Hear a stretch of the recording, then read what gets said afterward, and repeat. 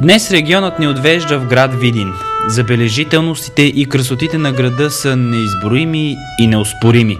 Църкви от 16-17 век, кръстата турска казарма и какво ли още не. Спокойно можем да наречем града духовен и исторически кръстопът на България. Тук са се преплитали в необяснима симбиоза юдаизъм, ислям, католицизъм и православие. И като говорим за история и туризъм, няма човек в България, който да не е чувал за бабините Видини кули. Аз съм убеден, че има такива, които дори не са ги посетили. Това ще е и темата на днешният регион отблизо.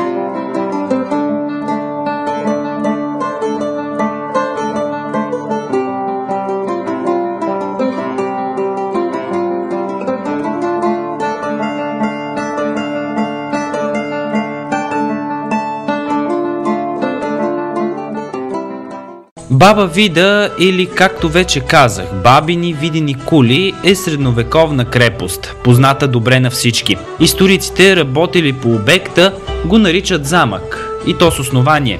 Тя всъщност е единствената изцяло запазена крепост в България от времето на Второто българско царство.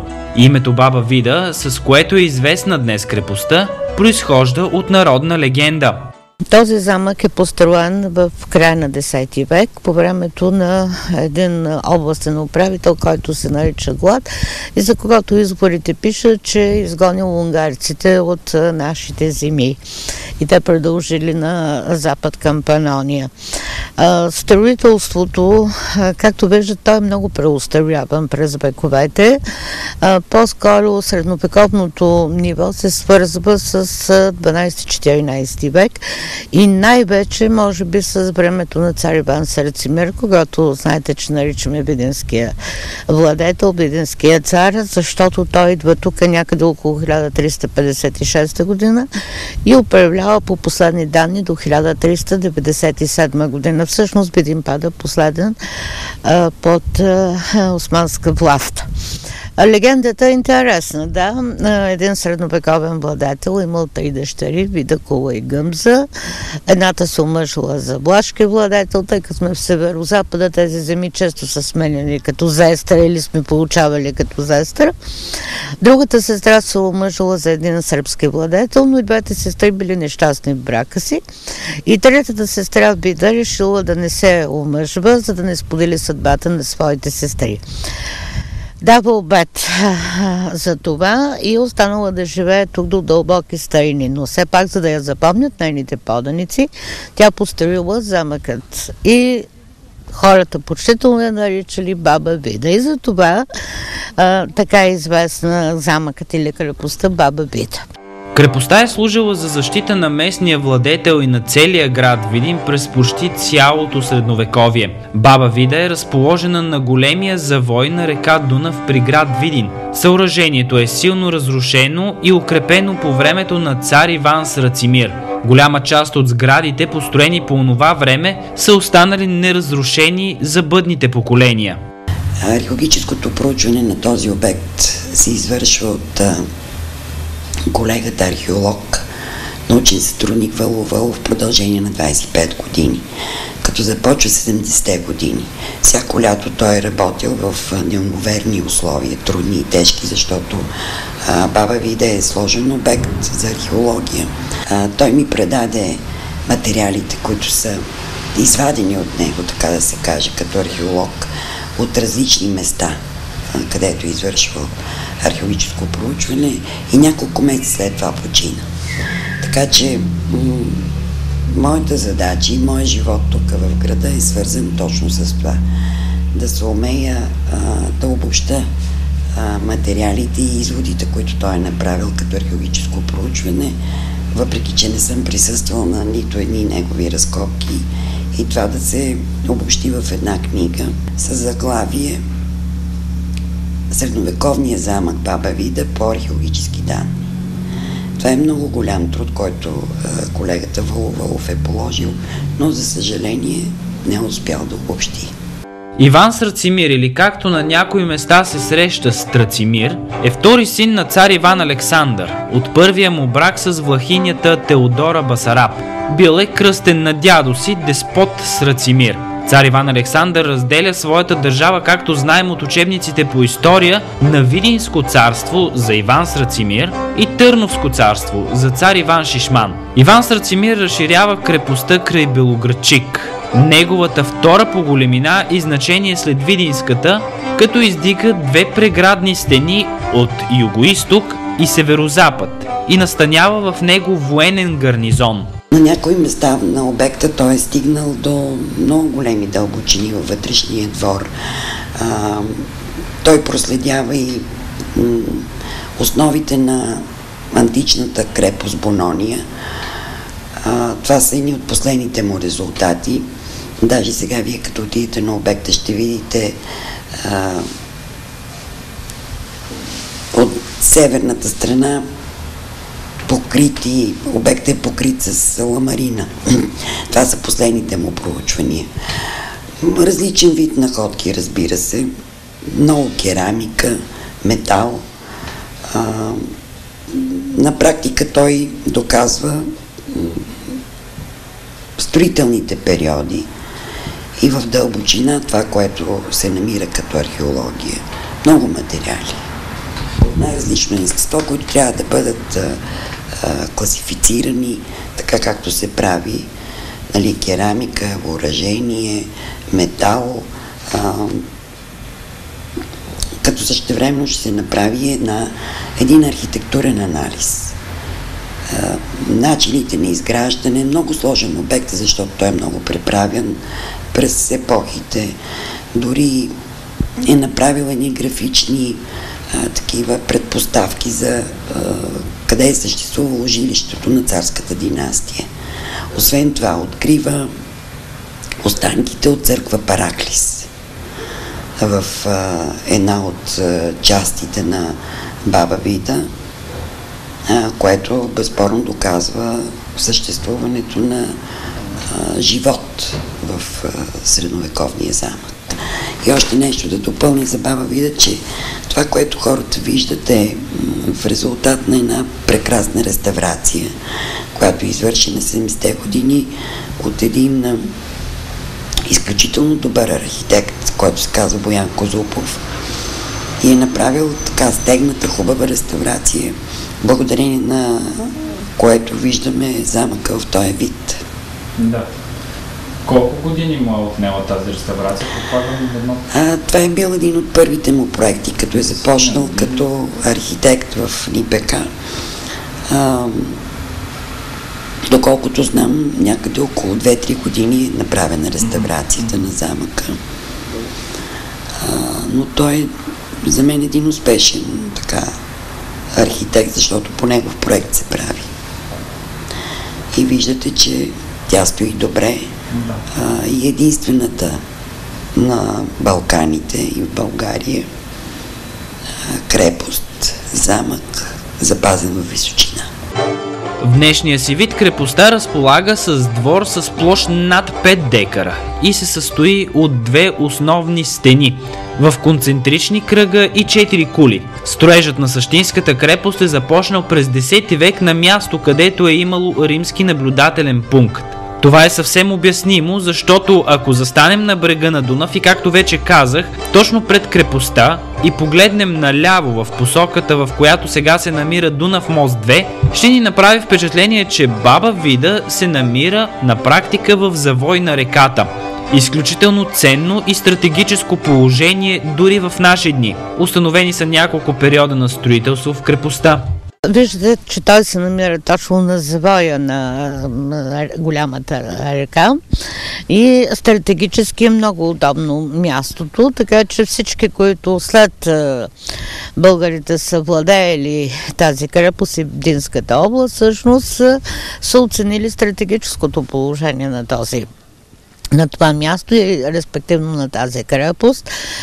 След това османските турци, австрийците за известно време са няколко месеца държат Видин в края на 17 век и изобщо Видин особено се превръща в една голяма турска крепост в края на 17 началото на 18 век, точно поради стратегическото положение.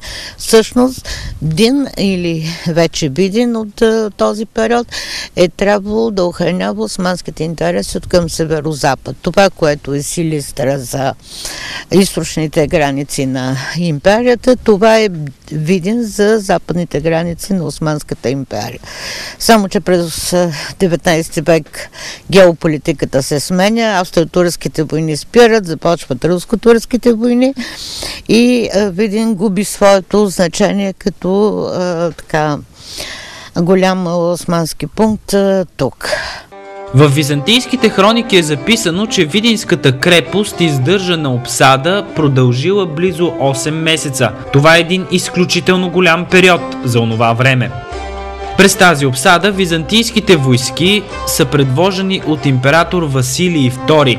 От постройките от онзи период днес са останали сравнително малко. Най-известни са стената и кулите, които са разположени към река Дунав. Почти през целия период на Второто българско царство, Видинската крепост е най-важното укрепление в северо-западна България. Тук е мястото да споменем, че Иван Срацимир обитава Видинската крепост като феодален замък. От тук, може би, идват и предположенията и твърденията всъщност на историците, че Баба Вида не е точно крепост, а замък. През този период са построени значителен брой вътрешни стени и кули.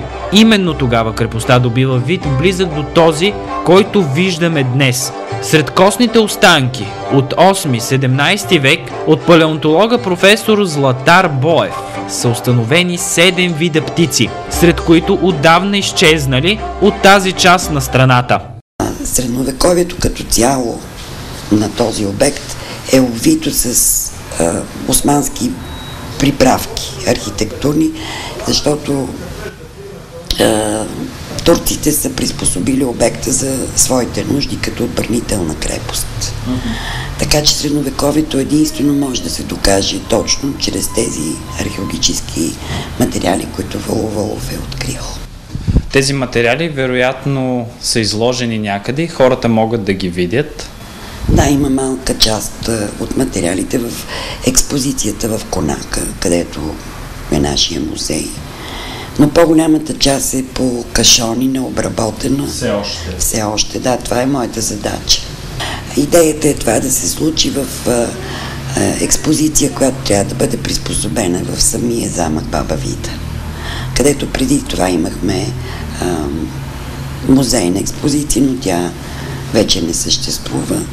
И там сега в това помещение е направена конферентна зала.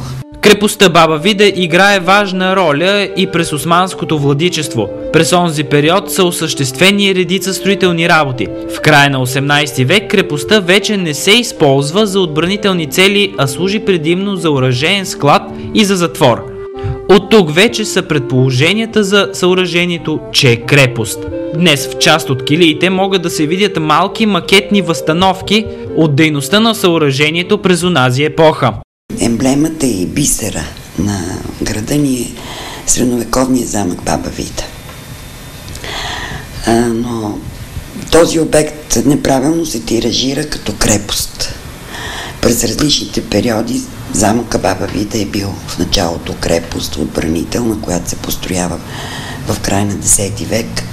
След това става средновековен замък и през османския период отново е крепост.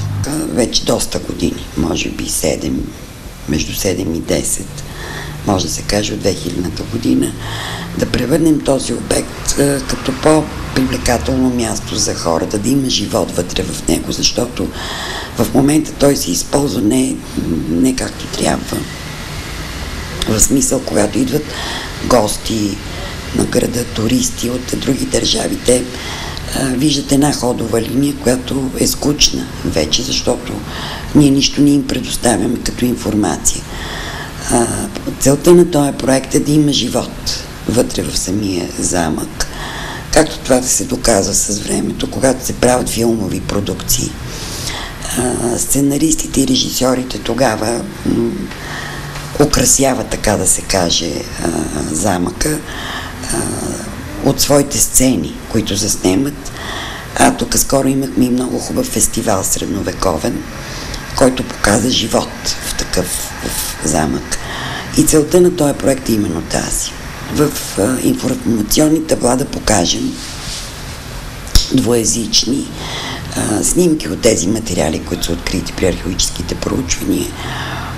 Хората да са повече информирани за историята на замъка, за неговото изграждане архитектурно през всичките те периоди от 10 до 17 век. С много табла, вътре да бъдат обособени във вътрешните помещения заничийски работилници. Така един друг облик да се покаже на това необикновено чудо, което е замък Баба Вида. Да. Можем ли да кажем на каква стойност е този проект?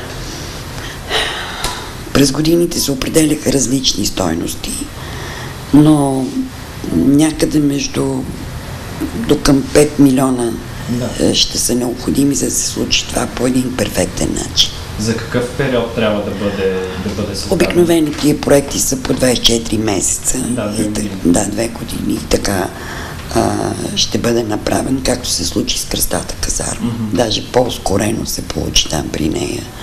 Да, спомням си, че тя беше един от първите проекти, които наистина се случи във Видин, с такъв обемен, тежък, в кавички, паметник, като е Кръстата казарма.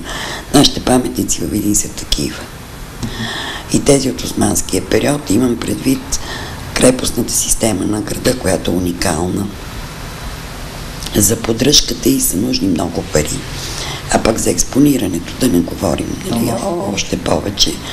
Затова паметниците са в такова състояние.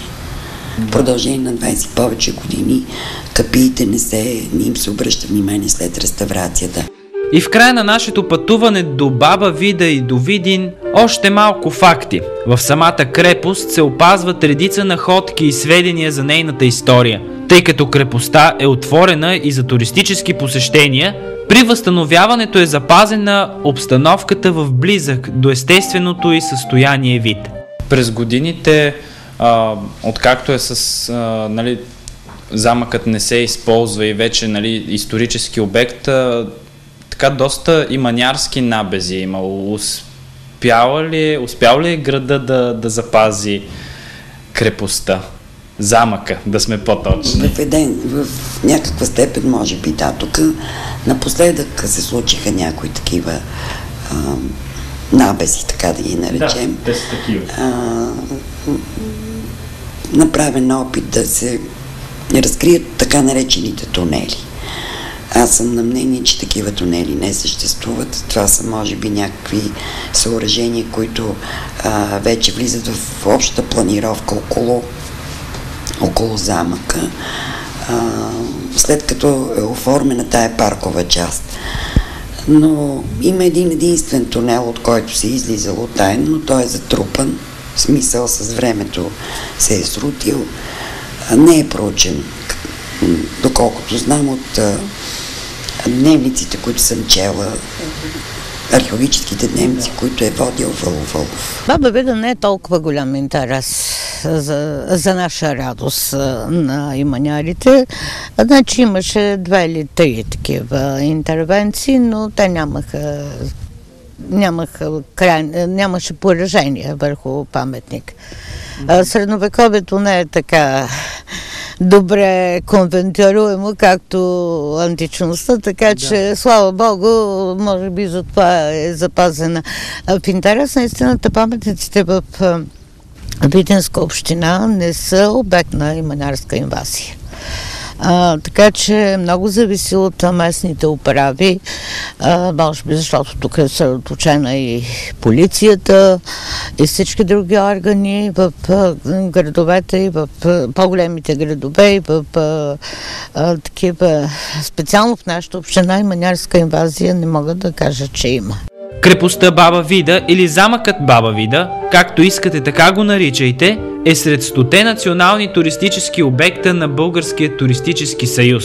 Там всеки, който има книжка с 100-те национални туристически обекта, може да получи и печат.